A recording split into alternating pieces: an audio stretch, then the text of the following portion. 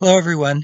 It's Palm Sunday, and the video that you're going to see today is going to be a little bit different.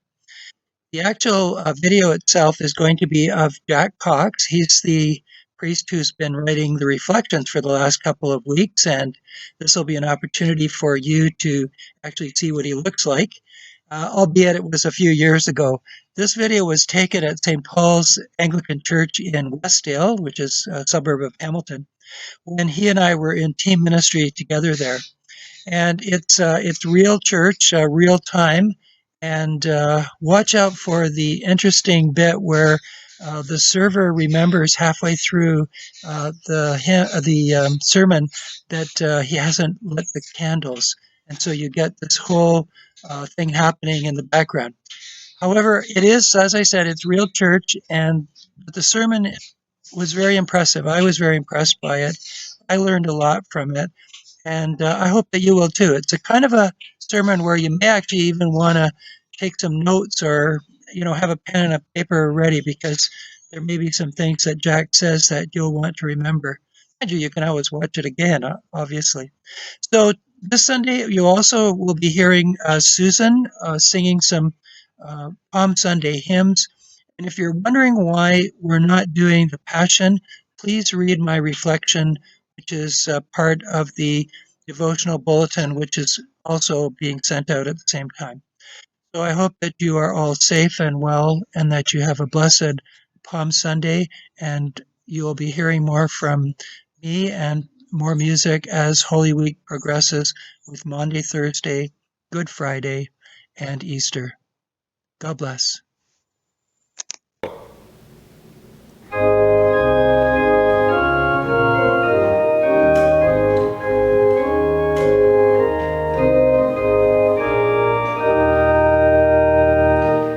Ride on in majesty, hark all the tribes, Hosanna cry.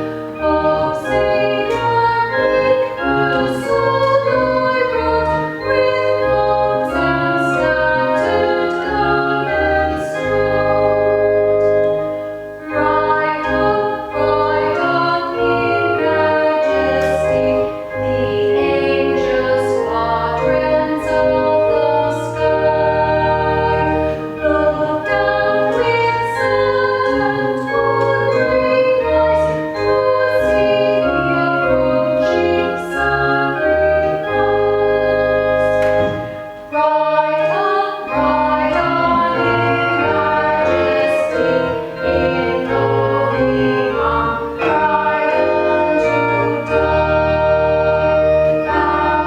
men, then take hope of thy power to I'm going to ask that you listen as you're listening to the material I'm going to give you. You do a comparison between then and now. What I'm going to do is give you historically what occurred that first Palm Sunday and the values that were involved, because those values are going to come into a clash. And I think those values continue to clash today. So you do the comparison. I will do very little of it for you, but I want you to know what happened that first Palm Sunday. The first thing you need to know is a little bit about Jerusalem. It had a population roughly, normally, 40,000. During Passover, it would swell to 240,000. Huge influx at Passover. You need to know as well that Judea, vis-a-vis Rome, there was always a flashpoint. They were always on the edge of a revolt. And especially at the time of Passover. You need to know that, and I'm sure most of you will remember, that Passover was a celebration of the Jewish liberation from oppression in Egypt. So every year there was a potential revolt just waiting. So what happens? We're coming back. There are two processions that take place on the first Palm Sunday. The first procession, most of us are familiar with. Jesus from the Mount of Olives comes down into the city, followed by, gathered with his followers. How many? Nobody ever really estimates, except that Mark will say the whole town was there. He always exaggerates. 100? 200? Let's be really, really generous and give it 300. Coming into the city from the east. On the other end, coming from the west, Pilate as governor, and this happened every year at Passover, Pilate went to Caesarea to pick up reinforcements for the garrison at Antonia, which had one cohort, roughly 600 soldiers. He is bringing back from Caesarea approximately 4,000 foot troops and 1,000 cavalry. It's 6 miles outside of Jerusalem. When they leave Caesarea, you could not miss that procession. You would see the smoke rising off the dirt road as 5,000 troops begin to move toward the city. The closer they get, you would hear the tramp of the feet and the tramp of the hooves of the horses. You'd feel it. And the closer they got, the more you would hear the clanking of the armor, the clanking of the reins and the traps on the horses. You'd see the sun glinting off of the armor and the standards that were raised in procession as Pilate leads in these reinforcements. And the reinforcements that were there to make this statement: do not mess with us. Do not disturb the peace of Rome, the Pax Romana. In they come. Both processions embody values and theology. Both. Let's look at Jesus. The procession that involves Jesus is about the kingdom of God. It's about a kingdom in which everyone has a place. Everyone without exception. It looked back, as the reading suggests, to the kingdom of David. The first time in history that all 12 tribes were united and all worked together. And there was peace in the Jewish borders. And it ended when David died. So the longing for the Messiah was a longing for that time when there would be peace again, and everyone would be free, and everyone would be secure. In the reign of David, there was security for everyone, and everyone was at peace, not just the hierarchy. A peace for all. And the biggest peace that I think Jesus offered was when he spoke of enemies. Remember what he said? Love your enemies. Do you know what happens when you love your enemies? You don't have any enemies. If you really love your enemy, whoever might be perceived as an enemy, it disappears. They're not enemies anymore. They're people you love. Jesus' kingdom, the one that he gave witness to, the one that he embodied, the one that he modeled, the kingdom of God, was about compassion, about forgiveness, and in particular for the least of God's children, for what I call the disposable people, the throwaways, the one that people that within Rome were literally disposable. They didn't matter. And this procession is coming into Jerusalem, embodying those values of the kingdom of God. As the Romans come in, they embody values too. Let me give you some of the titles that were belonging to Caesar, belonging to the emperor. Son of God, Savior, Lord, Bringer of Peace. To use any of those titles for anyone else was an act of treason. The those titles belonged to Caesar. Initially to Augustus, and in Jesus' time to Tiberius. And in comes the troops that are going to ensure that the Pax Romanum will continue. The value system that's embodied by these troops and the governor are the values of the Roman system. And it's a system of domination, political domination. It's the rule of the many by the few. Get the comparison? It hasn't changed a lot. And it is a system that we're all really familiar with. It's not rare, it's not unusual, it's not strange.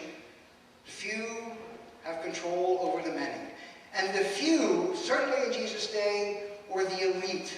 They were the wealthy, the nobles, the aristocracy. So, rule of the many by the few. There is also the oppression or the dominance of wealth, money. 50 to 75% of all revenues and taxes that were collected went to the wealthy. The best estimate is that 2% of the population in Jesus' day, 2%, held 90% of all the wealth. 2% had 98% of all the wealth. That's the dominance of economics, wealth. And the final piece is that what really supported this domination system was religion. And that ought not to surprise us either. Most of us know the phrase, the divine right of kings. There is a sense that this is the way God ordained it. This reflects how God would have us interact. And that was certainly spelled out very clearly in the Roman system and in the Roman system of worship. Let me tell you a little piece about the temple, because we need to understand what Jesus is about as he comes in. I think, and I hope you're already getting the sense of the clash between the kingdom of God and other kingdoms. Any other kingdom. Rome in that day, pick your kingdom today. The temple had been a place where God dwelled. It was a very special place. Yes, God was everywhere, but there was a very particular sense in Judaism that God had a seat and a place and a home in the temple, in the midst of the community. God was there. And where God was, all that God cared about was being lived out in the community. That was the dream. But people forgot what the dream was. Let me give you just one example of a piece of that dream to give you a sense of how egalitarian, how caring, how it was for all people. And that's the Sabbath laws. The first law of the Sabbath, on every seventh day, on every Saturday, it was a day of rest. Not just for the Jewish people. If you had a servant or a slave in your house, that person had as much right to a day of rest as you did. So it was a rest for all, including working animals. Every 7 years, this is one we want to bring back. Every 7 years, all debts were canceled. Gone. Nice, eh? And it would have been nice if they really had kept that. But notice how it will continue to try and keep things as a level playing field for everybody. No agricultural land could be bought or sold. Could not be bought or sold. Generally, it was divided among people from way back, and every 50 years, it was possible to lose your land for lots of different reasons, but every 50 years, the land went back to its ancestral owners. So whether you lost your land for debt or whatever, in 50 years, you got it back. Your family got it back. Because it's the land that supports the life of people. That's the kingdom of God. That's what Jesus espoused and lived, and what he asked his followers to do and to give flesh to. And the two processions are coming in, and through the rest of the week, there will be this clash. Let me tell you a bit about the temple. In the temple, actually, you got the first half. The second half, in the year 6 of the Common Era, Rome gave all authority to the temple and the leaders in the temple. That was a normal practice for the Romans. As they tried to assimilate the countries and the peoples that they had conquered, they used local people to be administrators of the Roman laws. So the temple becomes the place that gathers all of the taxes and all of the tithes, administers all of it, controls it, collects it, and gives it back to Rome. 50 to 75%, remember, goes to the wealthy, including the Jewish aristocracy. They were also responsible for controlling the peace. So now, all of the authority that is Rome is now mediated by the temple. And those who were supposed to be charged with the care and the health and the well-being of their people are now hand in glove with the Romans. That's what Jesus objected to. That's what just got his goat. Not the temple, not the priesthood, but what it had become. And that's what he meant when he called it a den of thieves. They are not working for their people anymore. They are working for the Romans. That's the clash. And that's what will be played out all through the rest of the week. It's why Jesus goes and does what's called the cleansing of the temple, which will lead very quickly to his death. And the question, I think, that I would put before you, I hope you see the comparisons to then and now. Which procession do you see yourself in? Which procession would you like to see yourself in? And be real clear, even as I say that, and even as I've thought about this morning, I see 5,000 armed troops on the one side. Jesus and 300 on the other side. What in God's name did Jesus think he was going to do? In God's name, he was going to try and establish God's kingdom. Which side do we want to be on? And know what the consequences are. 3 times, going to Jerusalem, Jesus will tell his followers, you want to be my follower? Pick up your cross and follow me. 3 times. And 3 times, his followers will do exactly what I would do. Can we talk about this, Jesus? We need a committee. We need a committee. We'll discuss this thing, and we'll get back to you. The choices we make have huge consequences. So as you decide which procession you want to be part of, and I know where I want to be, it's getting there. And it's not an either or. I don't think it's ever a, I'm there.